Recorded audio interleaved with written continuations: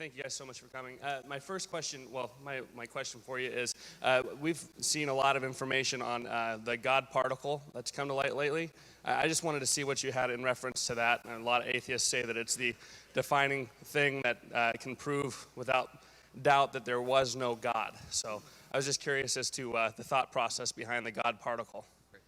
If you go to reasonablefaith.org, you'll find three things on the Higgs boson. There's a question of the week about 2 weeks ago that looks at this. There's an audio blog that I give on this. And then the third thing is a Reasonable Faith podcast with Kevin Harris.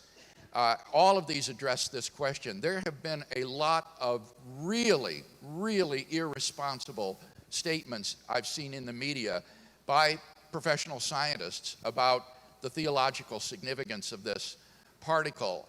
And I think it's very clear that naturalistic or atheistic thinkers are distorting science in order to try to get some mileage out of this.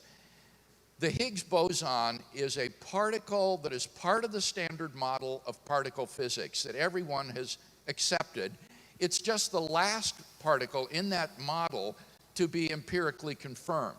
Scientists always suspected it was there, but they just didn't have any evidence for it, and now they do, so that it ratifies the standard model of particle physics that everybody's been working with.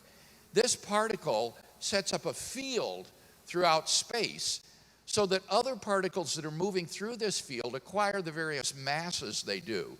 The photon, for example, has no mass at all, but the electron has a very tiny mass, and this is determined by this Higgs field. This field is not eternal.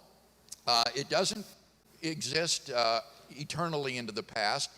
When you get back to a certain point in the past, the universe is so dense and so hot that the four forces of nature don't even exist as separate forces. You have to have a grand unified theory, and that doesn't exist yet. Before that, you need a so-called theory of everything or a quantum theory of gravity. That doesn't exist yet. We don't know what it is. So this Higgs boson and the particle that it, and the model of particle physics that it describes is just part of the description of the universe as it exists at relatively low temperatures that we find today. But the particle doesn't do anything to explain the origin of the universe. It's not eternal. It's not necessary. It's just part of the standard model. It has no theological significance at all, so far as I can see.